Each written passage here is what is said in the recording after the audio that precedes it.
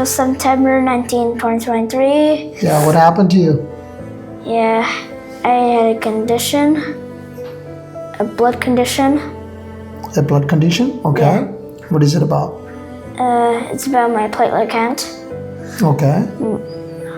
So, on that exact day, my platelets were really low. It was about 3,000. 3,000 means 3, right? 3,000 counts, right? Yeah, 3,000 counts. Okay. So first, they gave me an IVIG like the next day. They had a lot of blood works. Like one was on 2 p.m. and one was on 5.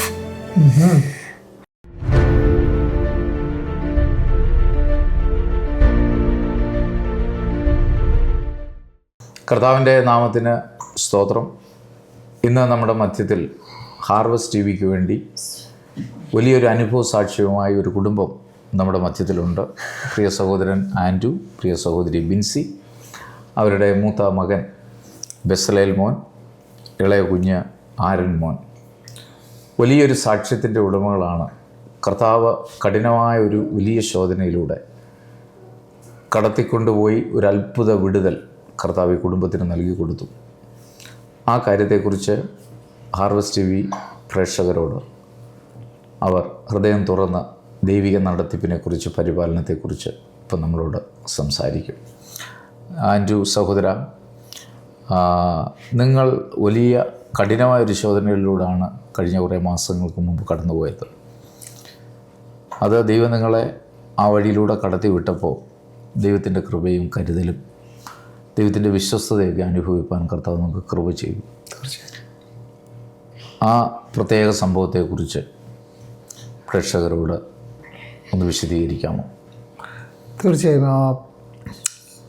കഴിഞ്ഞ വർഷം exact പറയുകയാണെങ്കിൽ 2023 September മാസം 19 തീയതിയാണ് ഞങ്ങൾ actually total family മൊത്തം ഒരു വല്ലാത്ത അവസ്ഥയിലൂടെ കടന്നുപോയൊരു സമയമായിരുന്നു. 2023 സെപ്റ്റംബർ 19 അന്ന് ഒരു ദിവസം, അന്ന് വൈകുന്നേരം ഞങ്ങളുടെ മൂത്ത മോൻ ബെസലേൽ 9 വയസ്സാണ് ഇപ്പോൾ അവൻ സ്കൂൾ വിട്ട് വീട്ടിൽ വന്നു. വീട്ടിൽ വന്നതിന് ശേഷം അവൻ്റെ സ്പോർട്സ് ആക്ടിവിറ്റിക്ക് അവൻ പോയി തിരിച്ചു വന്നപ്പോൾ ഞങ്ങളൊരു ഹോസ്പിറ്റൽ അപ്പോയിൻമെൻറ്റ് പോയിട്ട് വന്ന വഴിയായിരുന്നു. അപ്പോൾ തിരിച്ചു വന്നപ്പോൾ വൈഫിൻ്റെ ബ്രദറും സിസ്റ്ററും വീട്ടിലുണ്ടായിരുന്നു, വൈഫിൻ്റെ പേരൻസും വീട്ടിലുണ്ടായിരുന്നു. അപ്പോൾ അവർ വന്ന വഴിക്ക് അവർ ഡ്രസ്സ് ചേഞ്ച് ചെയ്ത സമയത്ത് അവൻ ഷോർട്ട്സാണ് ഇട്ടിരുന്നത്. അപ്പോൾ അവൻ്റെ കാലയിൽ ഒരു ചെറിയ ബ്രൂസ് പോലെ അന്ന് നോട്ടീസ് ചെയ്തു. അന്ന് അത് കണ്ടപ്പോൾ അവർ പറയും, വൈഫ് പറഞ്ഞത് എന്തോ ഒരു നോർമലായിട്ട് തോന്നുന്നില്ല, എന്തോ ഹോസ്പിറ്റലിൽ നമുക്ക് കൊണ്ടുപോകാം എന്ന് പറയുകയുണ്ടായി. അപ്പോൾ അന്ന് ഞങ്ങൾ എന്നിട്ട് അവനെ നേരെ എമർജിൽ അന്ന് കൊണ്ടുപോയി. ഞങ്ങൾക്കപ്പോൾ എന്താണ് എങ്ങനെയാണെന്ന് അറിയില്ല, സംതിങ് റോങ് എന്ന് മാത്രമേ നമുക്ക് അന്ന് തോന്നിയുള്ളൂ.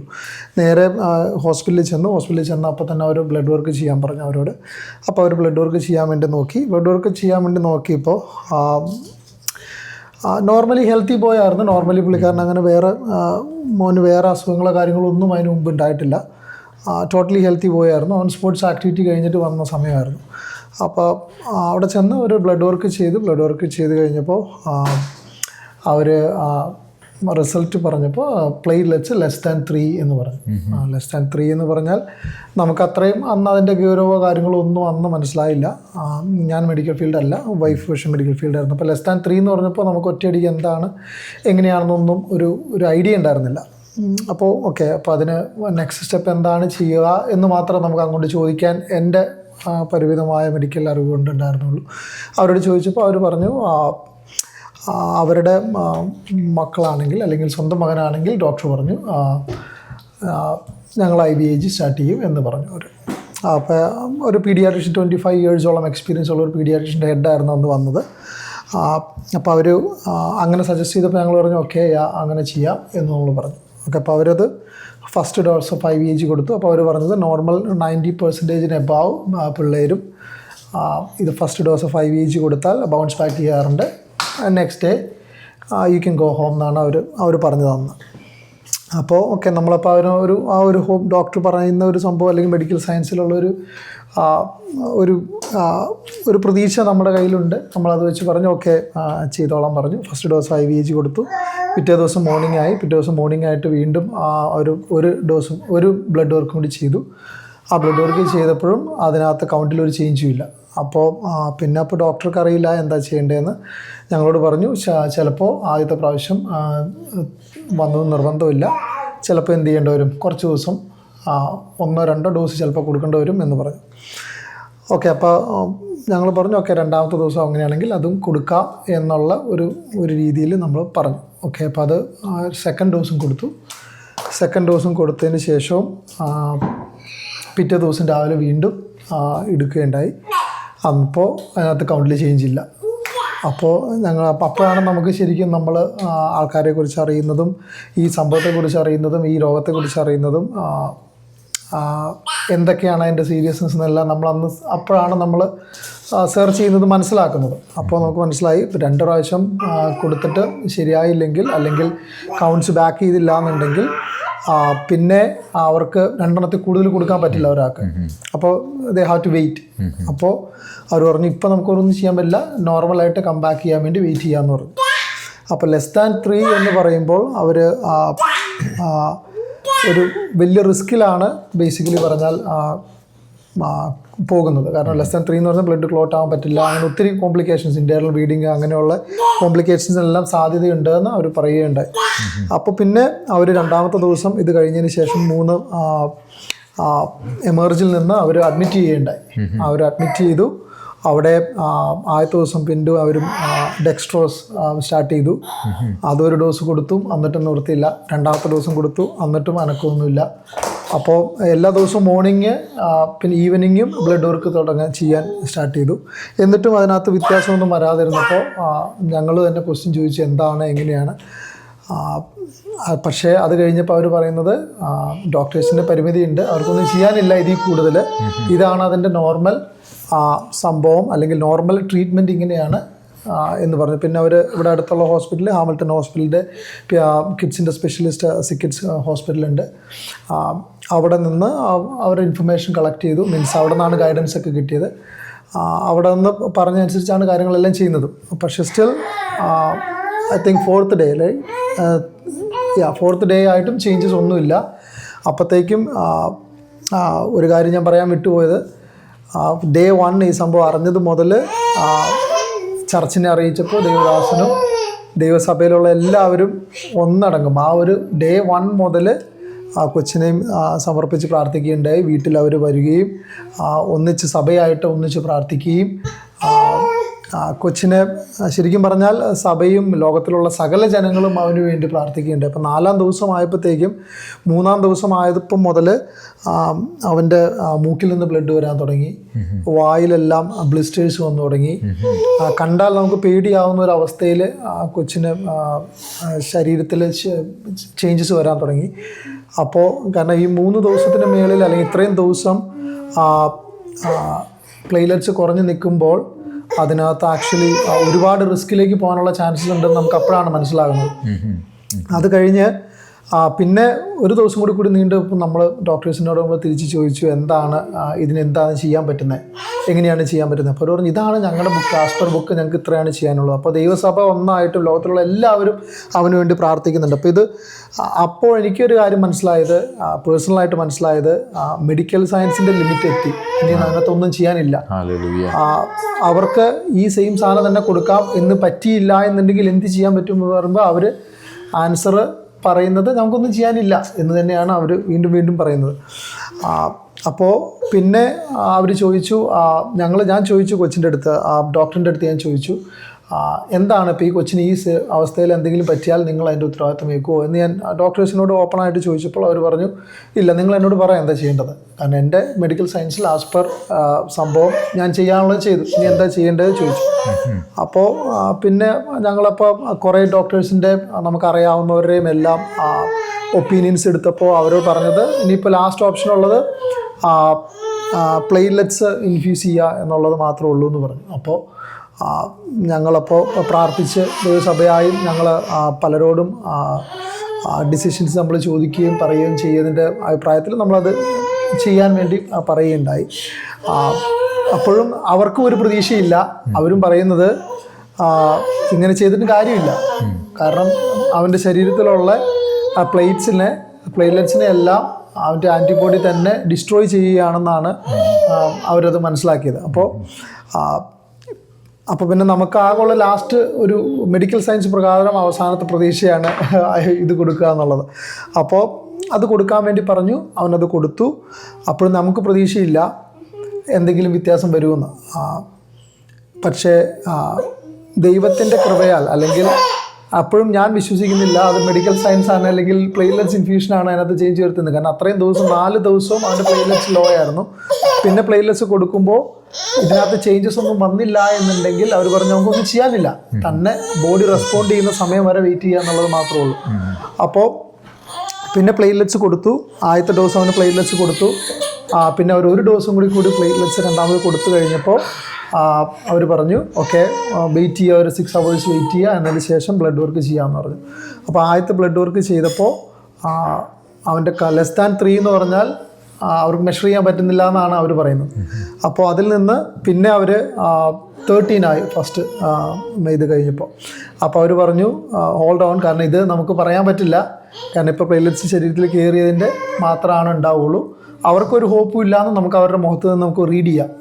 നമ്മൾ പുഷ് ചെയ്തതിൻ്റെ അല്ലെങ്കിൽ നമ്മൾ പറയുന്ന രീതിയിൽ മാത്രം അവരത് ചെയ്താൽ നമുക്ക് മനസ്സിലായി. പക്ഷേ ദൈവജനവും ദൈവസഭയും ലോകത്തിലുള്ള എല്ലാവരും ഈ കൊച്ചിന് വേണ്ടി പ്രാർത്ഥിച്ചപ്പോൾ ഞങ്ങളതിനൊന്ന് വിശ്വസിക്കുന്നു. പിന്നെ അവർ ചെയ്തപ്പോൾ വീണ്ടും ഒരു ബ്ലഡ് വർക്ക് കൂടി ചെയ്തപ്പോൾ ആ 13 എന്നുള്ള കൗണ്ടിൽ നിന്നത് 14 ആയി. 14 ആയപ്പോൾ നമുക്ക് അവരുടെ മുഖത്തും ആ ഒരു ചേഞ്ചസ് നമുക്ക് ഫീൽ ചെയ്യായിരുന്നു. കാരണം അവരുടെ മുഖത്ത് ഒറ്റയടിക്കുണ്ട്, മെഡിക്കൽ സയൻസ് ഒന്നും ചെയ്യാനില്ല, ഇനി ഞങ്ങൾ ദൈവത്തോട് പ്രാർത്ഥിക്കുകയുള്ളൂ എന്നുള്ള രീതിയിലാണ് ഡോക്ടേഴ്സ് നമ്മളോട് പറയുന്നത്. പക്ഷേ ആ 14ലേക്ക് കയറിയപ്പോൾ തന്നെ അവരുടെ മുഖത്ത് പുഞ്ചിരികളും നഴ്സുമാരും എല്ലാവരും മുഖത്ത് സന്തോഷം നമുക്ക് ഫീൽ ചെയ്യുന്നത് നമുക്ക് ഒത്തിരി അറിഞ്ഞു. പക്ഷേ ഒരു കാര്യം അന്നും ഇന്നും ഞങ്ങൾക്ക് പറയാനുള്ളത്, അന്ന് മെഡിക്കൽ സയൻസ് അല്ല ആ കൊച്ചിനെ അതിൽ നിന്ന് വെടിവെച്ചത്, ഈ ദൈവജനത്തിൻ്റെ മുഴുവനും പ്രാർത്ഥന. കാരണം ആ ഒരു സമയത്ത് ആ സമയം വരെയും മെഡിക്കൽ സയൻസിന് എന്തെങ്കിലും ചെയ്യാൻ പറ്റുമെന്ന് വിശ്വസിച്ചിരുന്ന ആൾ തന്നെയായിരുന്നു ഞാൻ. പക്ഷേ ആ ഒരു ദിവസം ഫസ്റ്റ് ദിവസം അഡ്മിറ്റ് ചെയ്തത് മുതൽ, കാരണം 19th ട്യൂസ്ഡേ ആണ് അഡ്മിറ്റ് ചെയ്യുന്നത്, നെക്സ്റ്റ് വീക്ക് ട്യൂസ്ഡേ ആണ് അവനെ ഡിസ്ചാർജ് ചെയ്യുന്നത്. അത്രയും ദിവസം ഇവൻ്റെ ഒപ്പം ഫുൾ ഡേ ഞാൻ ഉണ്ടായിരുന്നത്. കാരണം ആ ഓരോ കാഴ്ചയും ഒരു അപ്പനെ നോക്കി നിൽക്കാൻ പറ്റുന്ന രീതിയിലുള്ളതായിരുന്നില്ല. കാരണം അവൻ്റെ മൂക്കിലൂടെ ബ്ലഡ് വരുന്നു, എവറി 5 minutes നമ്മൾ മൂക്കിൽ നിന്ന് ബ്ലഡ് വരുന്നത് വൈപ്പ് ചെയ്തുകൊണ്ടേയിരിക്കുന്നു. ഓരോ നിമിഷം കൊച്ചു ചോദിക്കുക നമ്മളോട്, ഡാഡി ഇത് എന്നാ ഫിക്സ് ആവുന്നത്, എന്നാ നമുക്ക് വീട്ടിൽ പോകാൻ പറ്റുന്നത്. അപ്പോൾ അതെല്ലാം കേട്ടപ്പോൾ ഡാഡ് എന്നുള്ള രീതിയിൽ ശരിക്കും നമ്മുടെ ഹൃദയം തകരുക. കൊച്ചിൻ്റെ മുഖത്തേക്ക് നോക്കുമ്പോൾ അവൻ്റെ വായിൽ ബ്ലഡ് ബ്ലിസ്റ്റേഴ്സ്, അവനൊന്നും കഴിക്കാൻ പറ്റുന്നില്ല, സ്റ്റൂളിലൂടെ ബ്ലഡ് വരുന്നു.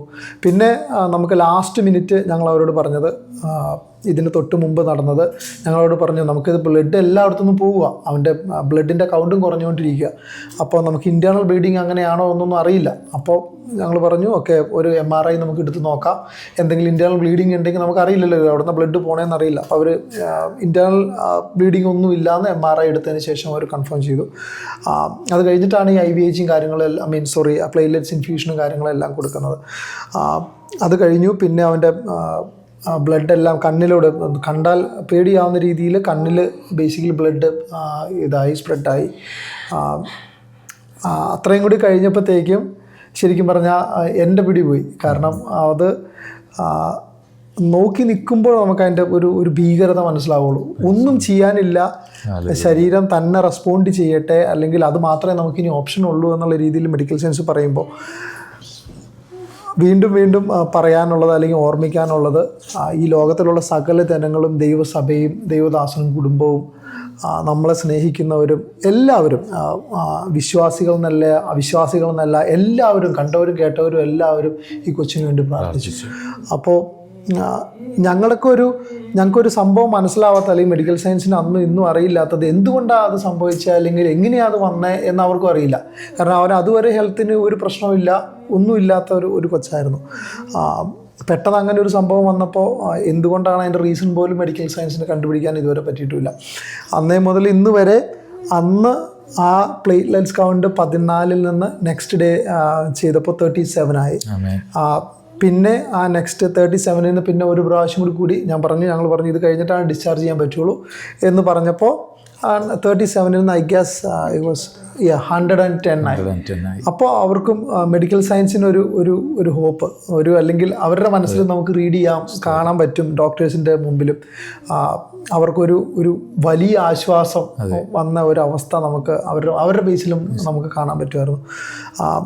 അപ്പോൾ ആ 110 നിന്ന് അന്ന് അവനെ ഡിസ്ചാർജ് ചെയ്തു. ചൊവ്വാഴ്ച നെക്സ്റ്റ് ട്യൂസ്ഡേ ഡിസ്ചാർജ് ചെയ്തു. അത് പിന്നെ അടുത്ത പ്രാവശ്യം ചെന്നപ്പോൾ ഐ തിങ്ക് ദാറ്റ് വാസ് 330. അപ്പോൾ അവർ പറഞ്ഞു ഒരിക്കലും അവർ കണ്ടിട്ടില്ല ഇത്ര പെട്ടെന്ന് ബൗൺസ് ബാക്ക് ചെയ്തത്. കാരണം 3 ആയിട്ട് 1 വീക്ക് കംപ്ലീറ്റ്ലി കിടന്ന ഒരു കൊച്ചിന് പെട്ടെന്ന് അവർ ബൗൺസ് ബാക്ക് ചെയ്ത് അവർ കണ്ടിട്ടില്ല എന്ന് പറഞ്ഞു. സോ ഞങ്ങൾ ദൈവത്തെയും അല്ലെങ്കിൽ ദൈവസഭയോടും ലോകത്തിൽ ഇവന് വേണ്ടി പ്രാർത്ഥിച്ച് എല്ലാവരോടും ഈ തരത്തിൽ നന്ദി പറയുന്നതിൻ്റെ ഒപ്പം തന്നെ ഒരു കാര്യം പറയാനുള്ളത്, പ്രാർത്ഥനയ്ക്ക് മറുപടിയുണ്ട്. പ്രാർത്ഥിച്ചാൽ വിടുതലുണ്ട്. ഇവൻ്റെ ഒരു കേസിൽ അത് എങ്ങനെ വന്നു, എന്തുകൊണ്ട് വന്നു ഒന്നും ഞങ്ങൾക്കറിയില്ല. പക്ഷെ ആകെ ഒറ്റൊരു കാര്യം പറയാനുള്ളത്, നമുക്ക് ദൈവം നമ്മളെ പല രീതിയിൽ പല സീസണിലൂടെ നമ്മൾ ടെസ്റ്റ് ചെയ്യും. നമുക്ക് വിൻ്റർ ആകുമ്പോൾ അല്ലെങ്കിൽ സമ്മർ ആകുമ്പോൾ നമുക്ക് കിട്ടുന്ന ഫലങ്ങളോ സംഭവങ്ങളോ ആയിരിക്കില്ല ഓരോ വർഷവും. ഇപ്പോൾ ഇന്ന് സമ്മർ ആണെങ്കിൽ നമുക്ക് കിട്ടുന്ന സ്ട്രോബെറി ആയിരിക്കില്ല അടുത്ത വർഷം നമുക്ക് കിട്ടുന്നത്, അല്ലെങ്കിൽ അടുത്ത വേറൊരു സീസണിൽ കിട്ടുന്നത്. ദൈവം നമുക്ക് ഓരോ സീസണിലും നമുക്ക് ഓരോ കാര്യങ്ങളിൽ നമുക്ക് എന്ത് ചെയ്യും, ഓരോ സംഭവങ്ങളിലൂടെ നമുക്ക് കടത്തിവിടും. അതിൻ്റെ ടേസ്റ്റും അതിൻ്റെ സംഭവങ്ങളും എല്ലാം വ്യത്യാസമായിരിക്കും. ഒരു കാര്യം അന്ന് മനസ്സിലായത്, നമ്മളാൽ അല്ലെങ്കിൽ മനുഷ്യനാൽ മെഡിക്കൽ സയൻസിനാൽ ഒന്നും സാധിക്കില്ല. പ്രാർത്ഥനയാലും അതിൻ്റെ ശക്തിയാലും കഴിയുന്നത് വേറെ ഒന്നിനും സാധിക്കില്ല എന്ന് അന്ന് ഒരിക്കൽ കൂടി. കാരണം അതുവരെ പ്രാർത്ഥിച്ചും അല്ലെങ്കിൽ വിശ്വാസി എന്നുള്ള പേരിൽ നടന്നുവെങ്കിൽ അന്ന് എനിക്ക് കൃത്യമായി ബോധ്യമായത് ദൈവത്താൽ അല്ലെങ്കിൽ പ്രാർത്ഥനയാൽ സാധിക്കുന്നത് വേറെ ഒന്നിനും സാധിക്കില്ല. അപ്പോൾ അതൊരു വലിയ ടെസ്റ്റിമണി ഞങ്ങളുടെ മൊത്തം കുടുംബത്തിനായി. ഞങ്ങൾ അന്ന് ഞങ്ങളൊരു ആരും ആലോചിച്ചു എന്തുകൊണ്ടാണ്. കാരണം ബിൻസിയുടെ പേരൻസ്, പപ്പയുണ്ട്, മമ്മിയുണ്ട്, എൻ്റെ അളിയനുണ്ട്, അനിയനുണ്ട്, അവളുടെ വൈഫുണ്ട്, കുടുംബം എല്ലാവരും ഉണ്ട്. ഞങ്ങൾ ആക്ച്വലി ഒരു വെക്കേഷന് വേണ്ടി വന്നതാണ്. അപ്പോൾ വെക്കേഷന് വേണ്ടി വന്ന സമയത്ത് ആ വെക്കേഷൻ തുടങ്ങിയ ദിവസം തന്നെ ഇങ്ങനൊരു സംഭവം ഉണ്ടായി.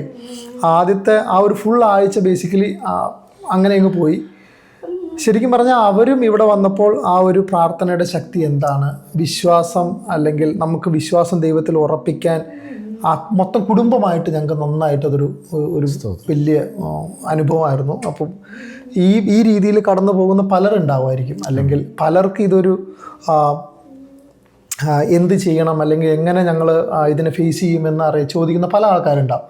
അപ്പോൾ അവർക്ക് വേണ്ടി എനിക്ക് പറയാനുള്ളത്, എത്രത്തോളം നമ്മൾ എത്ര സ്ട്രഗിളിലൂടെ കടന്നു വിട്ടാലും നമ്മൾ പ്രാർത്ഥിച്ചാൽ, നമ്മൾ വിശ്വസിച്ചാൽ ദൈവം നമ്മളെ കൈവിടില്ല. അതിന് മറുപടിയുണ്ട്.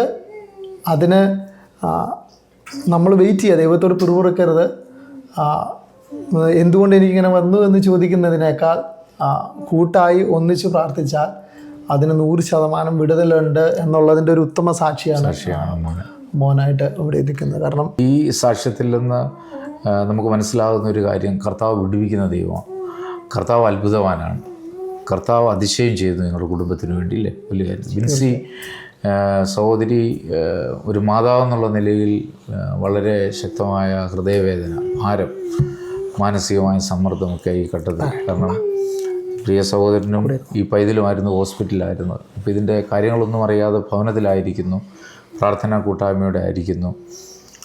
ആ സമയത്തെ മാനസികാവസ്ഥയിൽ കർത്താവിനോട് എത്രമാത്രം കൂടുതൽ പറ്റിച്ചേരാൻ പറ്റി, വിശ്വാസത്തിൽ എത്ര ഉറയ്ക്കാൻ പറ്റി, വിശ്വാസ ജീവിതത്തിൽ കർത്താവ് എന്ത് പഠിപ്പിച്ചു, ആ കാര്യങ്ങളെക്കുറിച്ച് അല്പമായിട്ടൊന്ന് പറയാം മോൻ്റെ വിഷയവുമായി ബന്ധപ്പെട്ട്.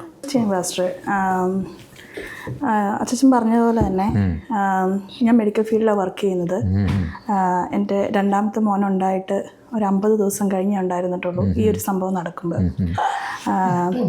മാനസികമായിട്ട് ഒരു വല്ലാത്ത ഒരു അവസ്ഥയിലാണ് ആ സമയത്ത് ഞാൻ കടന്നുപോയത്.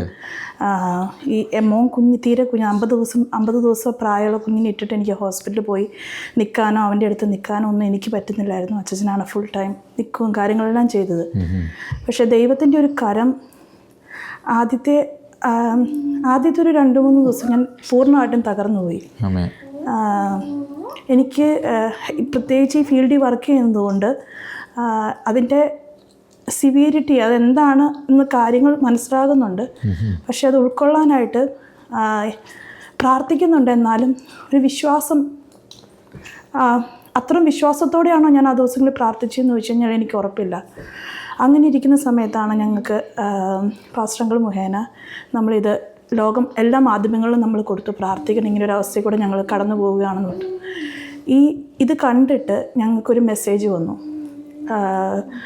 ഗൾഫ് കൺട്രീസിൽ നിന്ന് ഒരു സഹോദരൻ 1 മിനിറ്റ് താഴെയുള്ള ഒരു വോയിസ് ക്ലിപ്പ് ഞങ്ങൾക്ക് അയച്ചു തന്നു. പാസ്റ്ററുകൾ അതെനിക്ക് അയച്ചു തന്നു. അതൊരു സാക്ഷിയായിരുന്നു. ആ കുടുംബം ഇങ്ങനൊരു അവസ്ഥയിൽ കൂടെ കടന്നുപോയി, ആ കുഞ്ഞിനൊരു വിടുതൽ കൊടുത്തു എന്നൊരു സാക്ഷ്യം. ആ ദിവസങ്ങൾ ആ സാക്ഷ്യം ഞങ്ങളെ നിർത്തിയത്, ബലപ്പെടുത്തി. ആ സാക്ഷ്യം ഞങ്ങളെ വളരെയധികം ബലപ്പെടുത്തി. പാസ്റ്ററുകൾ ആ ഫാമിലിയായിട്ട് ഞങ്ങൾക്ക് കോൺടാക്ട് ചെയ്യാൻ ഒരു അവസരം ഒരുക്കി തന്നു. ഞങ്ങൾ അവരോട് സംസാരിച്ചു. അവരവരുടെ സാക്ഷ്യം ഞങ്ങളോട് ഫോണിൽ കൂടെ പറഞ്ഞു. ഞാൻ ദൈവത്തെ നന്ദിയോടെ സ്തുതിക്കുന്നു. കാരണം ദൈവത്തിൻ്റെ കരം ആ കുടുംബത്തിന് വേണ്ടി പ്രവർത്തിച്ചു. ഇങ്ങനെ ഞങ്ങൾ പ്രാർത്ഥിക്കാൻ തുടങ്ങി. ആ കുഞ്ഞിന് വേണ്ടി പ്രവർത്തിച്ച ദൈവം ഞങ്ങളുടെ കുഞ്ഞിന് വേണ്ടി പ്രവർത്തിക്കും. ദൈവസഭ എനിക്ക് മറക്കാൻ പറ്റത്തില്ല. എന്ന് ആ എമർജൻസിയിൽ ഞങ്ങൾ വെയിറ്റ് ചെയ്യുമ്പോഴാണ് പാസ്റ്ററുകളെ ഞങ്ങളെ വിളിച്ച് പറയുന്നത്, ഞങ്ങളെ ഇങ്ങനൊരു സംഭവമുണ്ട്. ആ നിമിഷം മുതൽ ദൈവസഭ ശക്തമായി പ്രാർത്ഥിച്ചു. അത് ഇവിടെ പലരും ദൂരെ നിന്നെല്ലാം വരുന്നത്, എല്ലാവരും കടന്നു വന്ന് ഭവനത്തിൽ പ്രാർത്ഥിക്കാനാണെങ്കിലും ഒന്നിനും ഫോൺ വിളിച്ച് പ്രാർത്ഥിച്ചവരുണ്ട്. പലരും പ്രാർത്ഥിച്ചയച്ചു തന്ന പല രാജ്യങ്ങളിൽ നിന്ന് ഞങ്ങൾ ഇന്നുവരെ കണ്ടിട്ട് പോലുമില്ല. എല്ലാം ഇതിൽ നിന്നെല്ലാം പഠിച്ചൊരു കാര്യം എന്ന് പറഞ്ഞത് പ്രാർത്ഥനയ്ക്ക് ശക്തിയുണ്ട്. കാരണം ഇത്രയും മരുന്ന് കൊടുത്തിട്ട് ഒരു വ്യത്യാസവും ഇല്ല. മനുഷ്യ നിലയിൽ എല്ലാവരും ചിന്തിക്കും എന്താ ഒരു വ്യത്യാസം കാണാത്തതെന്ന് ചിന്തിക്കുന്ന സ്ഥാനത്ത് പെട്ടെന്ന് ഒരു 7ാമത്തെ ദിവസം കൗണ്ടിൽ വ്യത്യാസം കണ്ടു തുടങ്ങിയെങ്കിൽ അത് ദൈവത്തിൻ്റെ കരമാണ്. ഈ 7 ദിവസം ഞങ്ങളെ ദൈവം ചിലതെല്ലാം പഠിപ്പിച്ചു. നമ്മുടെ ചിന്തയ്ക്കോ നമ്മുടെ കഴിവിനോ അല്ലെങ്കിൽ നമ്മൾ വിശ്വസിക്കുന്ന മെഡിക്കൽ സയൻസിനെല്ലാം ഒരു പരിധിയുണ്ട്.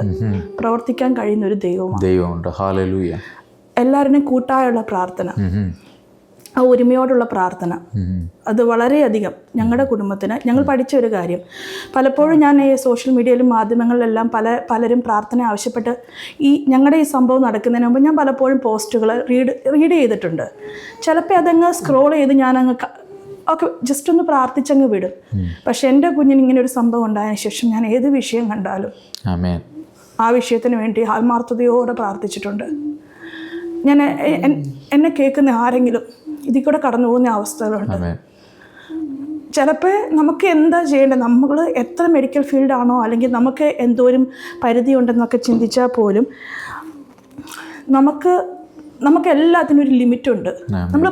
നമ്മുടെ ഹൃദയം പൂർണ്ണമായിട്ട് ദൈവത്തിൻ്റെ സന്നിധിയിലേക്ക് നമ്മൾ ഇറക്കി വയ്ക്കുവാണെങ്കിൽ നമുക്ക് വേണ്ടി പ്രവർത്തിക്കാൻ കഴിയുന്ന ഒരു ദൈവമാണ് നമ്മുടെ ദൈവം. അതാണ് ഞങ്ങളുടെ ജീവിതത്തിൽ ഞങ്ങൾ പഠിച്ചൊരു കാര്യം. കർത്താവ് നിങ്ങളെ അനുഗ്രഹിക്കട്ടെ. ഈ ഒരു വലിയ ജീവിത സാക്ഷ്യം ഈ കുടുംബം പ്രേക്ഷകരുമായി പങ്കുവച്ചത് ലോകത്തിൻ്റെ പല ഭാഗങ്ങളിലും വേദനയിലൂടെ, രോഗത്തിലൂടെ, പ്രതിസന്ധിയിലൂടെ, ഭാരത്തിലൂടെ ആയിരിക്കുന്ന ആളുകൾ, ഏത് വിഭാഗത്തിൽപ്പെട്ട ആളുകളായിക്കൊള്ളട്ടെ, നിങ്ങൾ കർത്താവിൽ വിശ്വാസം അർപ്പിക്കുന്നെങ്കിൽ, നിങ്ങൾ കർത്താവിനെ വിളിച്ചപേക്ഷിക്കുന്നെങ്കിൽ, ഇവരെ വിടുവിച്ച, ഈ പ്രിയ പൈതലിനെ വിടുവിച്ച കർത്താവ് നിങ്ങളെയും വിടുവിക്കാൻ ശക്തനാണ്. ഇവരുടെ സാക്ഷ്യം അതൊരു വലിയ അത്ഭുതത്തിൻ്റെ വിടുതലിൻ്റെ സാക്ഷ്യം. അത് പ്രാർത്ഥിക്കുന്ന ഒരു സഭ, പ്രാർത്ഥിക്കുന്ന കൂട്ടായ്മ, ദൈവജനത്തിൻ്റെ വിശ്വസ്തയോടെയുള്ള പ്രാർത്ഥന, ഈ കുടുംബത്തിൻ്റെ ദൈവസന്നിധിയിലെ സമർപ്പണം, ഈ കാര്യങ്ങളൊക്കെ സ്വർഗത്തിലെ ദൈവം കണക്കിട്ട് ഈ കുഞ്ഞിന് ആയുസ് നീട്ടിക്കൊടുത്ത് അവനെ അനുഗ്രഹിച്ച് ഇപ്പോൾ നമ്മുടെ മധ്യത്തിൽ ആരോഗ്യത്തോടെ പ്രസന്നതയോടെ പൈതലായിരിക്കുന്നു. ഇത് വലിയൊരു സന്ദേശമാണ്. പ്രവർത്തിക്കുന്ന ദൈവം അത്ഭുതവാൻ, അതിശയവാൻ. അവൻ്റെ കരം കുറുകിയിട്ടില്ല. പ്രാർത്ഥിക്കുന്നവരുടെ മേൽ അവൻ്റെ ചെവി മന്ദമായിട്ടില്ല. അതുകൊണ്ട് പ്രിയപ്പെട്ടവരെ, ഈ കുടുംബത്തിൻ്റെ സാക്ഷ്യം കൂടുതൽ പ്രാർത്ഥനാനിരതരാകുവാൻ, കൂടുതൽ വിശ്വാസത്തോടെ ജീവിക്കുവാൻ ദൈവകരങ്ങളിൽ സമർപ്പിക്കുക. ഈ പൈതലിനെ വിടുവിച്ച ദൈവം നിങ്ങളെയും വിടുവിക്കുവാൻ ഏത് വിഷയങ്ങളായിക്കൊള്ളട്ടെ, ആ വിഷയത്തിൽ നിന്ന് നിങ്ങൾ നിലവിളിയോടെ, വിശ്വാസത്തോടെ സമർപ്പണത്തോടെ പ്രാർത്ഥിക്കുന്നുവെങ്കിൽ വിടുതലിൻ്റെ നായകനായ കർത്താവ് നമ്മുടെ മധ്യത്തിൽ ഇറങ്ങി വന്ന് ഈ പ്രിയ ബെസ്സി കുഞ്ഞിനെ വിടുവിച്ചതുപോലെ നിങ്ങളെയും വിടുവിക്കുവാൻ, നിങ്ങളുടെ വിഷയത്തിന് മേൽ ഇറങ്ങി വരുവാൻ ശക്തനെന്ന് നമുക്ക് കുറച്ച് വിശ്വസിക്കാം, അങ്ങനെ പ്രാർത്ഥിക്കാം. Thank you Andrew, thank you Binsy, കുഞ്ഞുങ്ങൾ Bezalel, thank you so much. God bless U.